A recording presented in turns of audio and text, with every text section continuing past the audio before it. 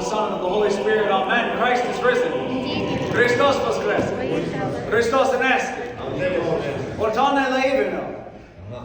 You had to read the bulletin last week. That's Elvish. Just like to push that as often as I can.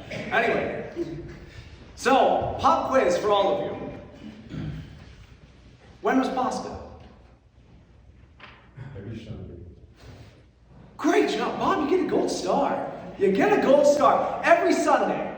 Most people, especially outside of Orthodoxy, would say, oh, it was last week or it was a month ago. But Pascha is every Sunday. And if you remember 2 weeks ago, what I talked about in my sermon was regarding a couple of Saturdays ago, Lazarus Saturday. Because the very person that is sort of the center frame with Christ this week is the Apostle Thomas, who 2 weeks ago, on Saturday, had said, let us go and die with him. He was ready to die with Christ. He was ready in seeing the resurrection of Lazarus and knowing that they were going to raise him from the dead, was ready to bear all that Christ had to bear. And yet, in this very day, St. Thomas is the first one to say, Christ definitely isn't risen. No, he's not. You might have all seen it, but you probably had a mass hallucination or something. You probably all wanted to see Christ so badly that you all thought you saw him. He's not there. Same guy. And what we have to recognize that this teaches us is that if, for whatever reason, we, like Thomas, approached the coming of Pascha saying, I am going to live this Pascha. I am going to go and die with Christ. And now looking back, we realize, we didn't. We might think, well, I always have next year. Right? I can do a better job next year at Pascha. And one thing that we have to recognize that Metropolitan Gregory is always apt to point out is many people thought that they would see this Pascha and didn't.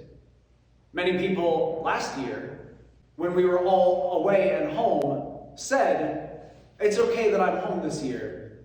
I don't have to try that hard. I don't have to be as involved with Pascha. I will see the next one. I will live up next Pascha. And we might think that this is sort of preaching to the elderly. But there's a virus that wrecked through all of our world and took people who were not old. Car accidents happen every day. Crime happens every day. To the point where none of us can be assured of the fact that we will see next Pascha, whether we are young or old. And we have to recognize this important fact because every time that we get this idea of I will go forward and die with Christ, I will live it to the fullest and I will be a part of that. If it doesn't happen, we just write it off and we say, well, there's always next year. There's always another Pascha. I'll try harder next Lent. I'll get more into it next year. It'll be better. I didn't much like it this Pascha. It was late. I felt a little strange about it. We still had to wear masks and kind of distance from each other. And that's not Pascha. It's supposed to be close and intimate. So next year will be better. I won't try this hard. And what we have to recognize is that if we miss that opportunity, if we reach this point of saying, maybe this Pascha wasn't the height for me, you don't have next year, but you do have next week. Every Sunday is the resurrection. I had brought this up at spiritual education, God, what seems like eons ago, and was sort of greeted with the sort of delight at just this little tidbit of information, which, happy Mother's Day to my mom, she says those are her favorite parts of spiritual education, the tiny little pieces of information. But if you have recognized, and sort of it doesn't count now, we're in the Paschal season, but outside of Pascha, on Sundays, there's one small difference between Sunday and a liturgy that happens in the middle of the week.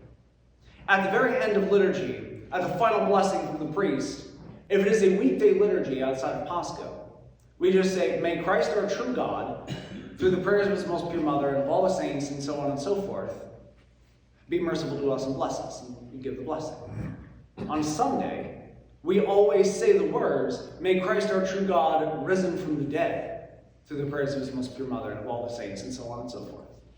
We add that little part, that extra caveat of risen from the dead, no matter what time of year it is. Even in the middle of Lent, on Sundays, we still say this. May Christ our true God risen from the dead. Sunday is our Pascha. And if it wasn't great for you this year, you have next week. If you didn't walk and die with Christ, you have next week. Because we are able to enact the same fast that we practice during Lent at any time of year. The church gives us Wednesdays and Fridays for a reason. So that we remember when Christ was crucified and when he was, betrayed and then crucified. Wednesday, betrayed, crucified Friday. So a miniature fast. That's your little Lent in the middle of the week. You have the fast in preparing for divine liturgy by making sure that you wake up and try not to eat anything, hard though it may be. I know what it's like to wake up and want a cup of coffee in order to get going. But we hold that back. Because the first thing that we want is the Eucharist, this celebration of Pascha every Sunday. This is our joy. And so when we look at Thomas this week, when we see what he had done, that he, among all the apostles, was the first to not just say it's a good idea to follow Christ, but to volunteer to die with him. And then be among all the rest of those to abandon him. And then be the only apostle to deny his resurrection. We can recognize that we are sometimes in the same boat. That Pascha wasn't there for us. But when we recognize that we might have next year, always just think a week ahead. So if we don't see it, we're always going to see it in 1 week. And so today, even though it's the Paschal season and we're already singing Christ is risen, remember that. Keep it in mind. This is technically anti-Pascha, so instead of Pascha, we're the St. Thomas Sunday. But it's still Paschal. It's still the resurrection. It's still this joyous thing that we get to experience every single week, over and over. Let every Sunday be your resurrection.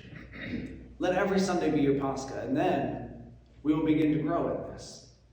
We will begin to have the joy that permeates all of this, the peace that Christ gave to his apostles today when he breathed upon them and said, "Peace be unto you." That joy is what will fill us when we begin to treat every week as the resurrection. In the name of the Father, and of the Son, and of the Holy Spirit, Amen. Christ is risen. Christos anesti. Christos voskresit.